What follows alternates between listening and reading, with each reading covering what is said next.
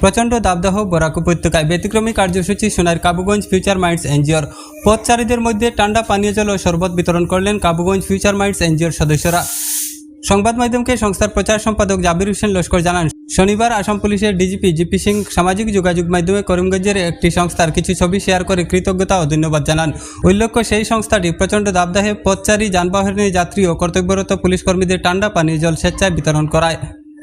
DGP এরকম পুণ্য কাজে অন্যান্য সংস্থার সদস্যদের এগিয়ে আসার আহ্বান জানান। সে থেকে উৎসাহিত হয়ে তারা এই ব্যতিক্রমী কার্যসূচি হাতে নিয়েছেন। রবিবার দুপুর 12টা থেকে সোনারী নকদিরগ্রাম জিপির কাবুগঞ্জ বাজারে ফিউচার মাইন্ডস এনজিওর ব্যবস্থাপনায় ঠান্ডা পানীয় জল ও শরবত বিতরণ করা হয়। এদিন ঠান্ডা পানীয় জল ও শরবত বিতরণে অন্যদের মধ্যে উপস্থিত ছিলেন এনজিও সাধারণ সম্পাদক নজমুল হোসেন লস্কর, সদস্য জাকির হোসেন লস্কর, শামীম আহমেদ লস্কর, শালিক আহমেদ লস্কর, টিপু লস্কর প্রমুখ।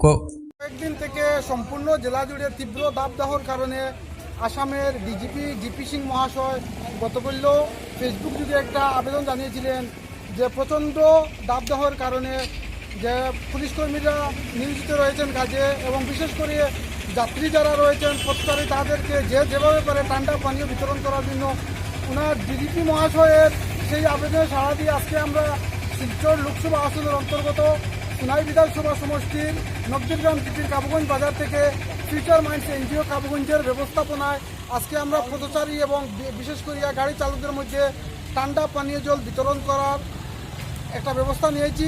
ইতিমধ্যে আমাদের এই ব্যবস্থা চলছে। বিশেষ করে আমরা আজকে এই ফিউচার মাইন্ডস এনজিওর কর্মকর্তা সবাইকে আমরা ধন্যবাদ জানাই। আর আজকে এই তীব্র দাবদাহর কারণে অতিষ্ঠ মানুষকে সামান্য তৃপ্তি দেওয়ার জন্য ধন্যবাদ।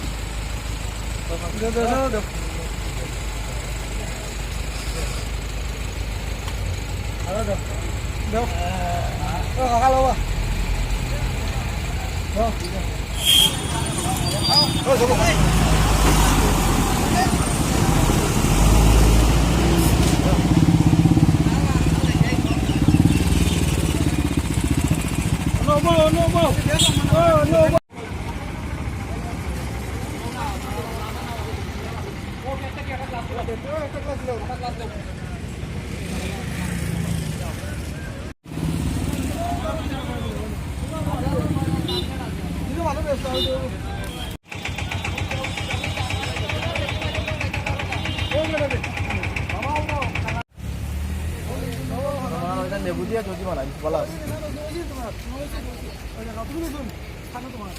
না